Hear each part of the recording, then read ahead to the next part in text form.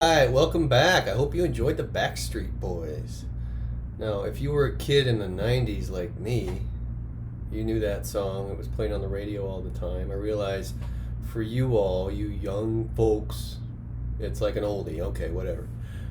Either way, I imagine some of you had heard that song and it is recognizable or familiar to you for whatever reason. You've heard it before. And maybe it came with some memories or something that you were thinking about as you listened to that song. Maybe you just found yourself listening to music, keying in to the beat or whatever, like I was saying in the previous video, that you were actually just aware of the musical quality or whatever it was. Maybe some of you got totally distracted and didn't listen to the song at all and thought about different things. It'd be interesting to go through your list and to learn a little bit about where your mind tends to go in times like this. Maybe some of you really hate that song. In fact, it's not my favorite song. So it brings up certain reactions in different people, and that might be somewhere the kind of negative, like, ooh, what is this song? That might be a reaction that you had that you took note of. And I'm sorry to have subjected you to such a tortuous experience if that was the case for you. Either way, our awarenesses go all over the place all the time. And the point of this exercise is just to get into that and assess it a little bit. To notice, okay, yeah, even when I'm like tasked with listening to a song, my mind goes different places. And that's not necessarily a bad thing. Because I imagine some of you were able to enjoy the song and think about things that you're aware of to do with the song, and also think about different things at the same time, and that's not necessarily bad. But like I was saying earlier, and as you are well aware, sometimes that distractibility can get in the way for us. And so harnessing that jumpiness of our awareness is a really important skill. And again, and I fear I'm repeating myself now, but just as a reminder, through mindfulness, we can actually hone our ability, to strengthen our ability to key in to a target. Not to say that we're not going to get distracted. Again, that's the nature of our awareness. It's a bit distracted, maybe for some folks more than other folks, and that's okay. But if we have a target, we want to pay attention to a chapter we're reading, and we get distracted. We can build the muscle to notice when we get distracted and come back to the target. Now, it's not eliminating distractibility. That's not something we're going to do. But what we can do is work out that muscle that notices when we get distracted and be able to gently bring our awareness back to the target that we want to pay attention to. We'll call this matching our attention with our intention.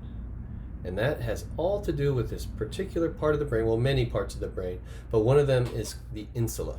And so when we notice ourselves get distracted and bring ourselves back, we're in part using the insula. And when we practice that, again, it's like going to the gym. We're working it out, we're getting stronger. And you might find, if you practice mindfulness, that you'll get better and better at that. Now, one way we can practice that is to practice with different sorts of targets. So that's in the final exercise of week 2 mindfulness practice. We're going to get into the mindful practice of awareness of certain anchors that are always with us. And there are 3. And so you will do a guided meditation today that will incorporate awareness of all those 3 things. And you can use that link, it's another link, for your practice. Or you could just practice more informally, knowing what the 3 anchors are. The 3 anchors: breath, your body, and sounds. So we know that those 3 things will always be with us.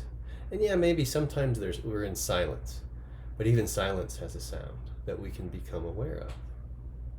Our body, we always have our bodies. Our bodies are always with us.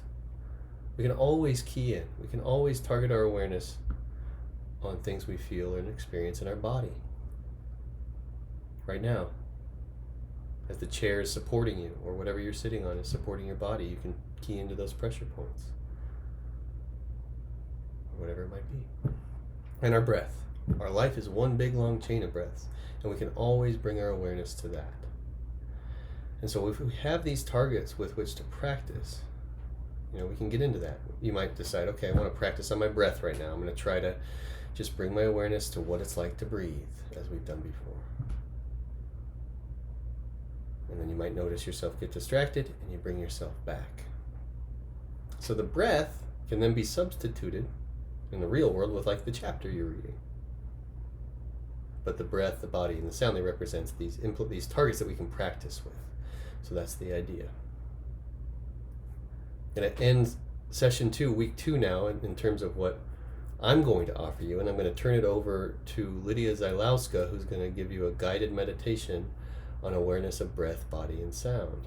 So you can get an experiential idea of what it is to key in and practice with these targets of awareness. Farewell for now. I will see you for the week 3 session, and keep on keeping on. Good for you for digging into this and making an effort to improve yourself and your success at U of A. Take good care. Bye.